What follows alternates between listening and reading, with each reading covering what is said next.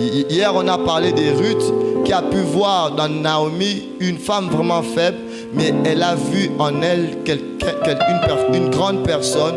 Et au travers de cette vision, Ruth n'a pas mal fini sa vie. Ruth a eu Boaz. Si Ruth avait quitté Naomi parce que Naomi était en temps de faiblesse, Ruth n'allait pas avoir son Boaz. Alléluia. Et nous avons dit hier qu'il y a des choses qui viennent dans vos vies. Lorsque Dieu veut vous bénir, lorsque vous priez, Dieu veut vous visiter, il vous donne d'abord des choses sans forme. Amen, amen. L'exaucement de Dieu peut venir sans forme. Un travail, je donnais l'exemple hier, tu cherches du travail, Dieu te donne un petit emploi, tu es bonne quelque part, ménagère quelque part. Et là, si tu n'es pas préparé par Dieu, ton orgueil peut agir. Amen, amen. Et dire non, moi ce genre de travail je ne peux pas faire. Or derrière ce travail se cache une gloire. Alléluia.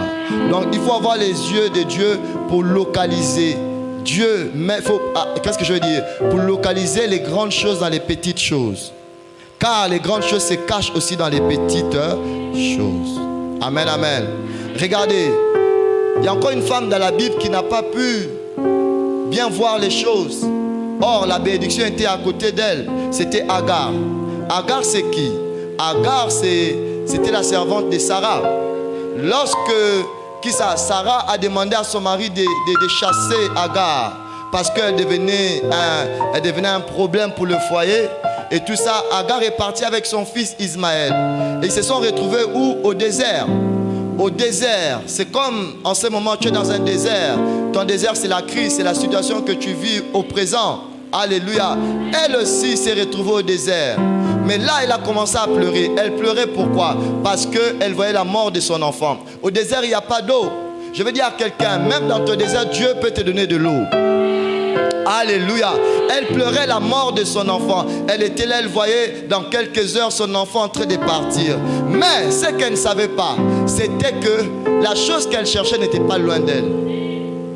Le puits d'eau était juste à côté d'elle. Mais il fallait avoir les yeux de Dieu. Il fallait avoir la révélation pour localiser sa bénédiction. Il y a des gens qui vont chercher la vie en étranger. Or, la vie, c'est ici au Gabon. Alléluia. Tu vas aller en étranger, tu vas aller chercher la vie. Oh, Dieu te voit ici. Il va te bénir ici. Oh, je dis à quelqu'un, Dieu va te bénir ici. Tu vas construire ici. Tu vas créer des entreprises ici. Tu vas devenir grand ici. Alléluia. Oui, c'est ça. Agar n'a pas vu. Agar n'a pas vu. Elle a commencé à pleurer. Et Dieu est venu tout simplement ouvrir à Agar les yeux. Et quand Dieu l'a ouvert les yeux, Agar a vu le puits d'eau qui était juste à côté. Et elle a pris de l'eau, elle a donné à son fils. Plaise à Dieu que Dieu t'ouvre les yeux ce soir. Amen, amen. Que tu sois capable de localiser ta bénédiction. La Bible déclare, un peuple sans révélation est un peuple sans frein. Celui qui n'a pas la révélation marche comme tout le monde. Mais celui qui a la révélation peut s'arrêter un moment. Il y a certaines personnes qui, alléluia, ne respectent même pas leur propre vie parce qu'ils n'ont pas la révélation de leur personne. Si tu sais qui tu es, tu auras même une tenue et un comportement par rapport à ce que tu sais de toi. Amen, amen.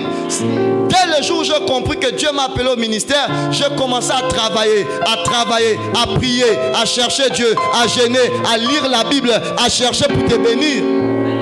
Je ne peux pas te bénir si je n'ai pas quelque chose à donner. Et comment je reçois la chose? C'est parce que je suis conscient de mon appel.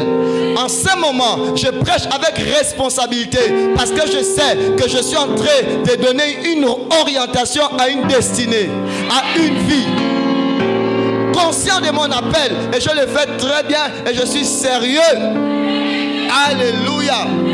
Donc il faut avoir la révélation et la connaissance de sa personne et la révélation de ses bénédictions.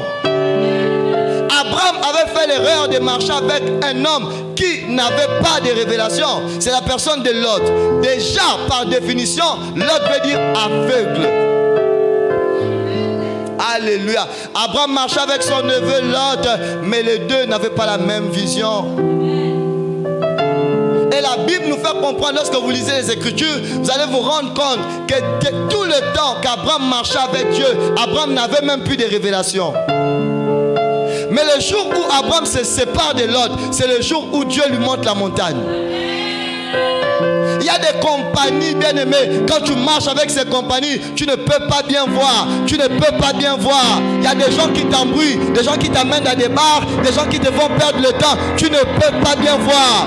Alléluia. Tu dois te séparer de ces compagnies et voir. Car il y a une gloire qui t'attend. Je dis à quelqu'un, ne perds pas le temps. Plus tu perds le temps, tu fais rater à plusieurs personnes de grandes bénédictions.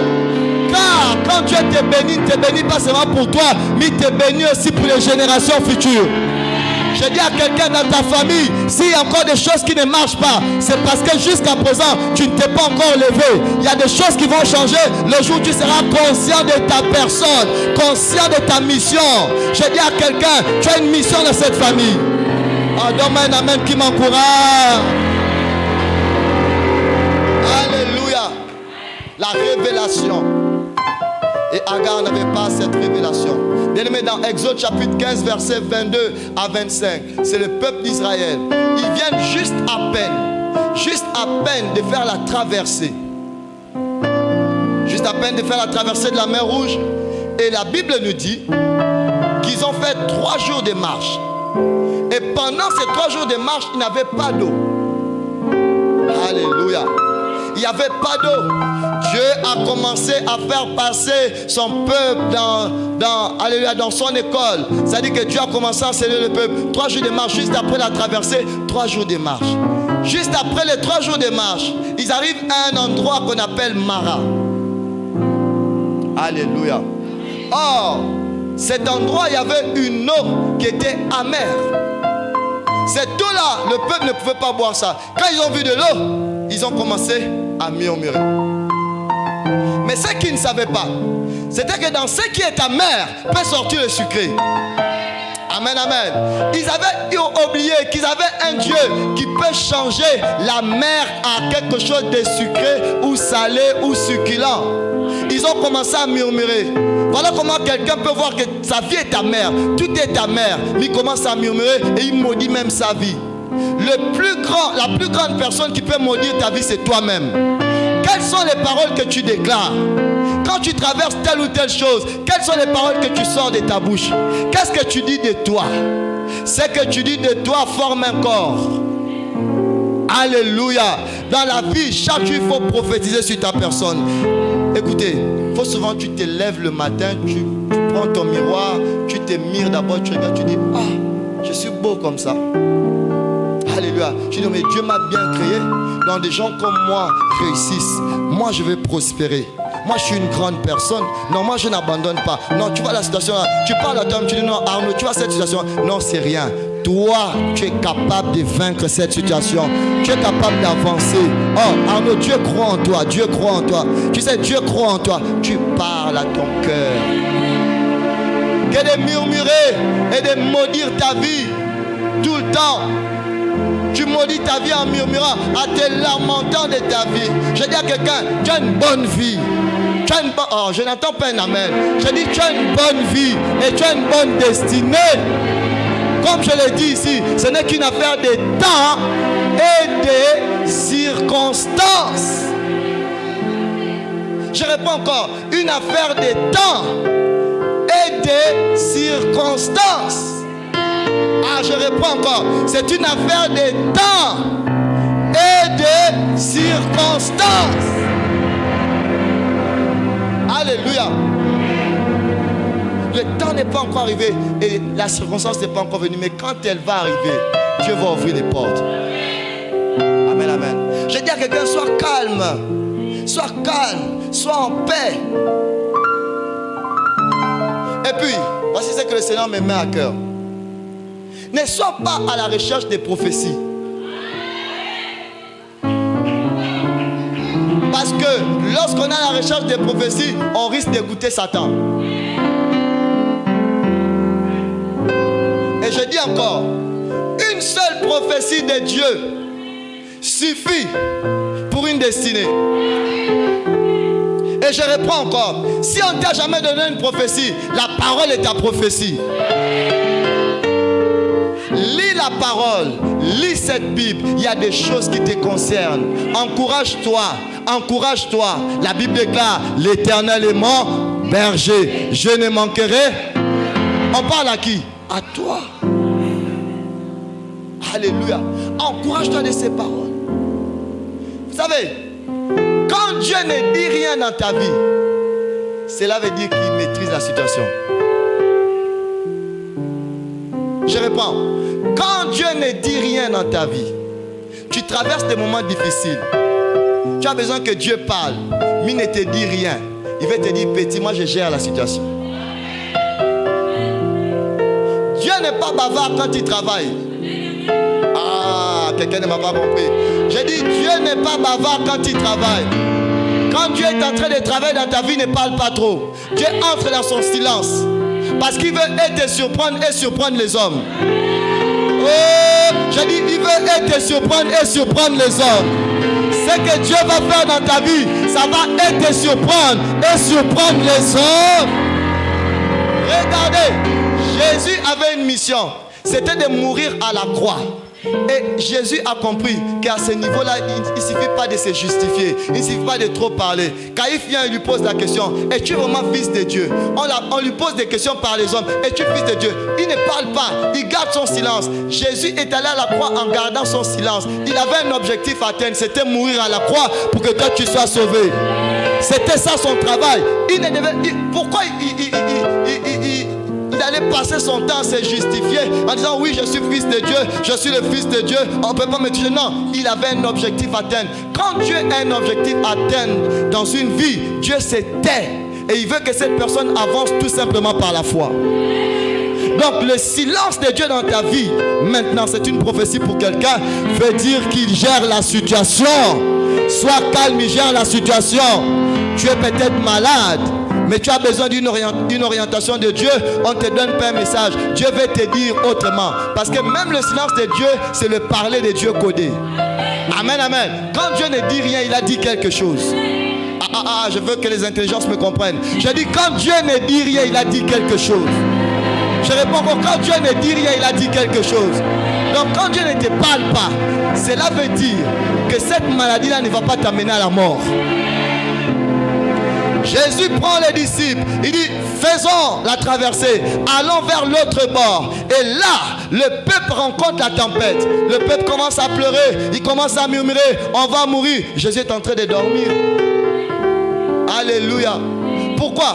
Parce qu'il savait que cette situation n'allait pas les amener à la mort. Jésus dormait. Je dis à quelqu'un, quand Jésus dort, toi aussi dors. Dis à ton voisin, quand Jésus dort, toi aussi dors. Ça veut dire quoi? Quand Jésus est calme par rapport à ta situation, toi aussi sois. Jésus était calme, il dormait. Mais il savait qu'il y avait une tempête là.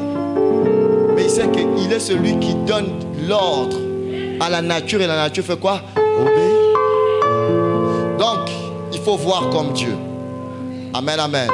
Il faut voir comme Dieu. Et là, le peuple arrive, il voit de l'eau amère, il commence à murmurer.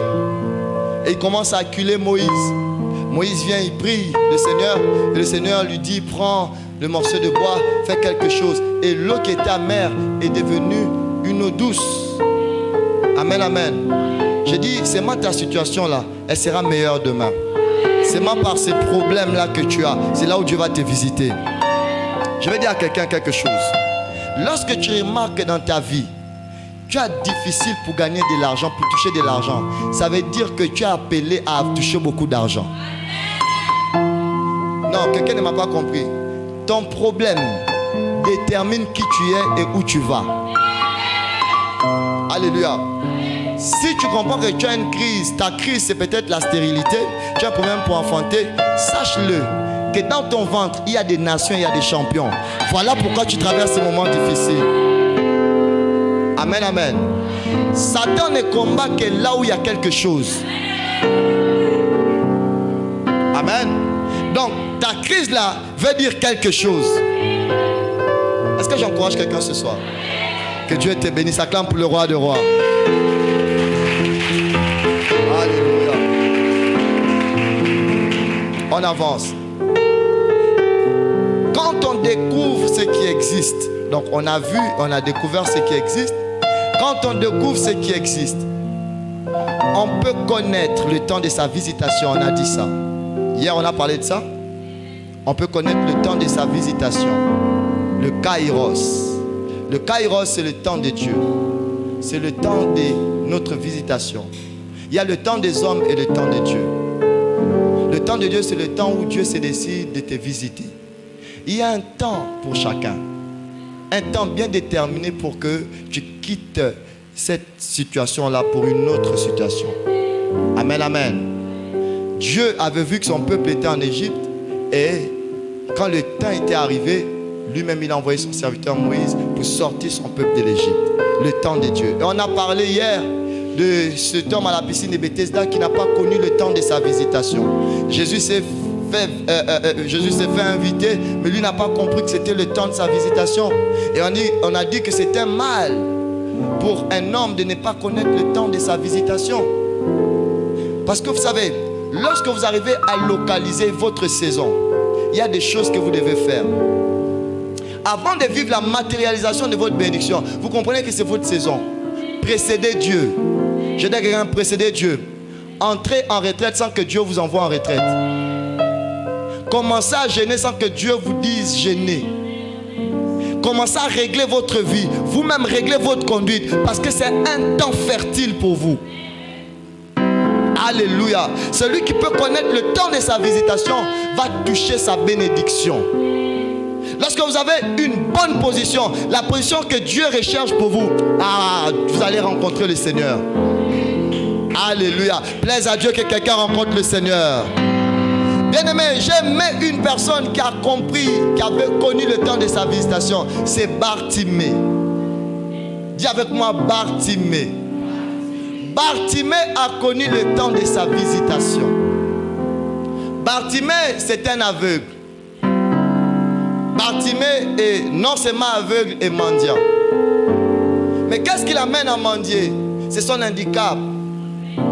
Il est inapte. Alléluia.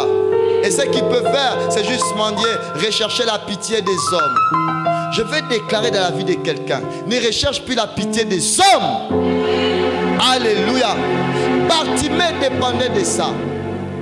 Mais un jour, Bartimée apprend que Jésus est en train de passer dans un endroit. L'endroit où lui est en train de mendier. Bartimée comprend que c'est son temps. C'est son horloge prophétique. C'est le temps de sa visitation. Et Bartimée se comporte bien pour vivre le miracle.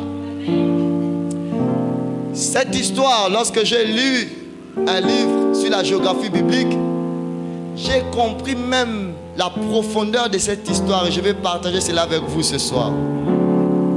Bartimée, qui veut dire fils de Timée. Selon l'histoire, on nous fait comprendre que Bartimée était un fils d'un général d'armée. Son papa était général d'armée. Et il est arrivé un temps où les Romains ont assiégé la ville, le pays et même la ville de Jéricho. Et lorsqu'ils sont arrivés là, ils ont capturé les hommes importants, donc les prisonniers de guerre. Et parmi ces gens, il y avait le papa de Bartimée. Et vous savez, lorsqu'on capture un prisonnier de guerre, soit on le torture ou on le tue. Amen, amen. Il faut lire, alléluia. Il faut souvent lire des livres, il faut lire, c'est important. Il faut bien comprendre même la parole selon les textes originaux.